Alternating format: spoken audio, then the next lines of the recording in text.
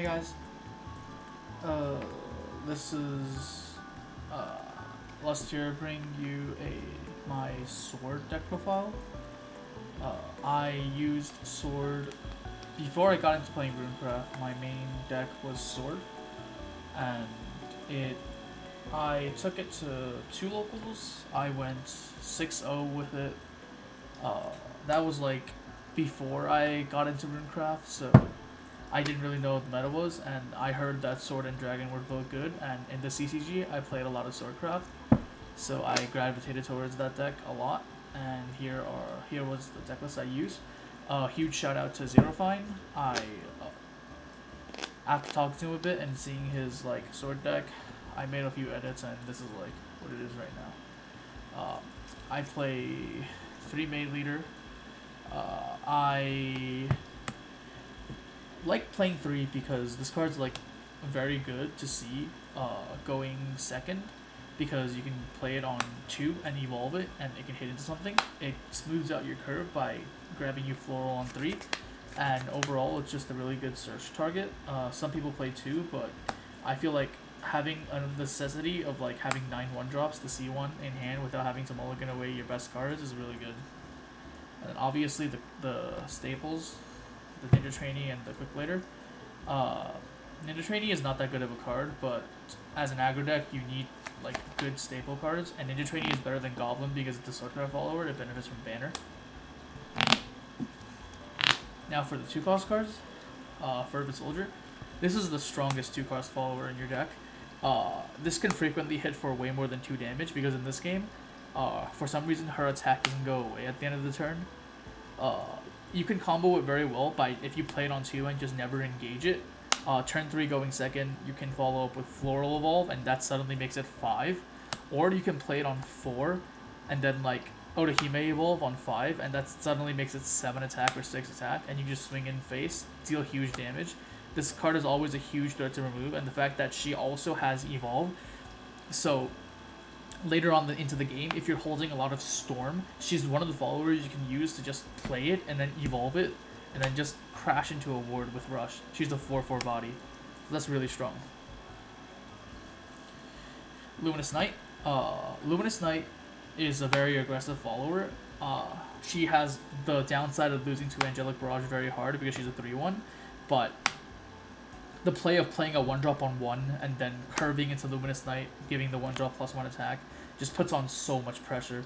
And if you open Quick Blader on 1 and you Luminous Knight it, suddenly it doesn't die to like every single 1-drop in the world now. So you can feel way better swinging with it. So like you take the risk of it being 1 health and dying to every AoE, but she's just a very aggressive stat line that you need in this deck. And then Oath's Knight, I personally don't like this card. I've talked about how in this game where all the 1-drops are 2/2s, but paying 2 mana for a 1/1 that summons a 1/1 is like really bad. But this card does have 2 things going for it. The first thing going for it is that it's one of the strongest evolves. It's a 1 to evolve, so it's free going second, and the evolve is a 3/1 with a sail, and that's really strong because cheap Assail followers that have higher attack than health can trade into very dangerous targets, and he's also one of the followers in the late game where you can just play it and rush into something to make way for your Storm followers to clear out like Bellringer Angels that are blocking your Storm followers from connecting phase. And obviously 2 bodies means that it gets double the benefits off of Banner, but I still dislike this card in that if you don't see Banner, this card's very weak. Up to the 3s. The best card in the deck, Floral Fencer. She is like what you're trying to play every single turn, on turn 4 going first and turn 3 going second. She is your primary search target with Maid Leader going second and with Gem Staff going first. You always want to have this card on turn 4. It is the strongest tempo play in the game, and this is the card that will set up for your banner plays and gets the most payoff out of your banner plays. Gem Staff, the card's amazing. It's a Merlin for every single card in your deck. You can search whatever you want. You can grab Storm if you need it. can grab an Evo follower on curve if you need it. Going first frequently if you already have the floral, you can go ahead and grab Otahime for your big push on turn 6. Overall, I've always wanted to see this card. This card and Maid Leader are the reason why this deck just never runs out of gas. Novice Trooper. Cards, this card and Quick Blitter are the reason why Banner is so good. Because Banner is really good because you can have immediately payoff out of it. You play it, it's a 4/4 under banner, you attack. You already got the 1 damage, and now they have traded to an even bigger follower. So, yeah. Novice Trooper, good card. And then the 4-drops. 2 copies of Seiki no Hime. This card's like pretty good. And this card, you don't need to run 3 because she's searchable by both Maid and Gemstaff. There's very little games where you don't actually see her. And running on 3 in an aggro deck can be tricky because you want to see your early drops and you don't want to clog on big followers in your hand. Obviously, the heart and soul of the deck, Royal Banner.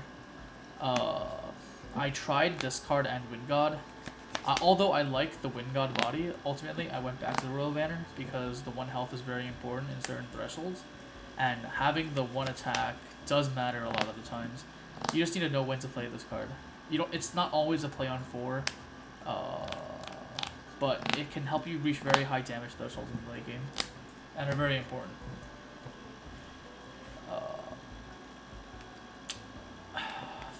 3 Albedas. Albedas is such a strong card. It's both storm damage, it's 3 bodies, it's a lot of stats under banner, it's a spell, like, there's not many downsides about this card. It's so many stats for a 5 cost. And then, last but not least, your 6 cost followers, 3 copies of Tsubaki and 1 copy of Gabriel.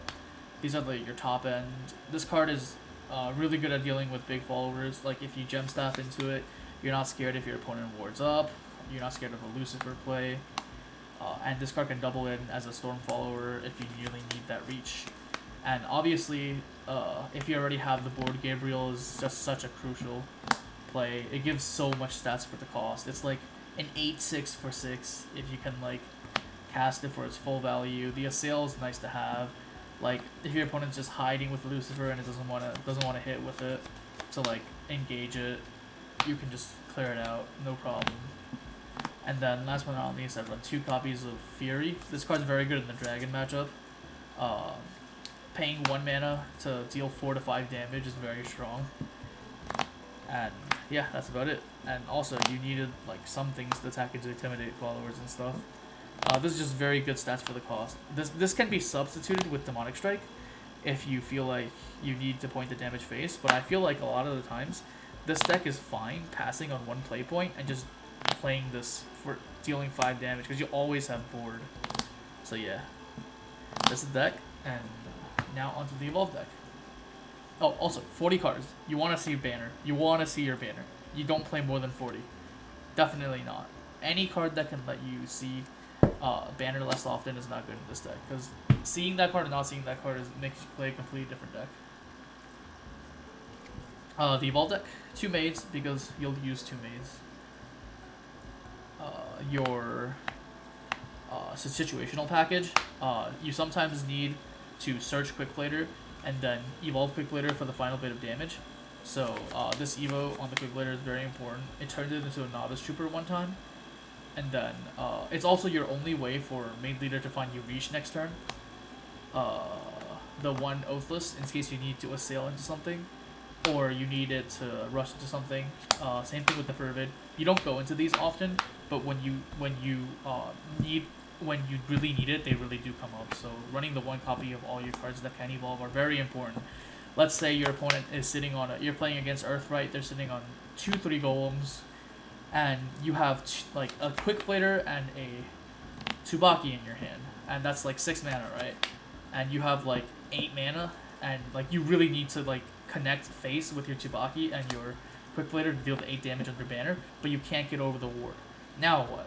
Oh, you drew one of these, right? You go play it, you evolve it, they trade, now your Storm can go phase, now you win the game, right? Very important, very important. And then 3 copies of Floral Fencer. I've seen myself actually using 3. This card is so searchable, and it's just so much bang for 4 PP that like I've used 3 very often. Obviously, if you're playing like a tech card like Erd or Bellringer, this third copy comes out for those situations.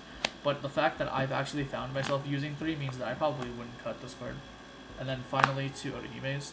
You rarely use both, but there are games that it comes up, so you'll want to play 2. Otherwise, some thoughts I have for this deck going forward. This deck doesn't have the easiest matchup into decks now that people are all starting to run AoE. Like getting hit by an Angelic Barrage really does feel bad. And this deck doesn't have a really good matchup into Earthright at all. This deck has a decent matchup into Dragon. It has a really good matchup into D-Shift. The Haven matchup's not that good either, I feel like. I don't know. Currently not feeling this deck that much. But maybe I'll wrong. I might take this deck to the Star Championships and see what happens with it, right? Yeah, these are the tokens I use. Anyways, if you guys have any questions, feel free to leave it in the comments. Feel free to like, comment, subscribe, and signing out.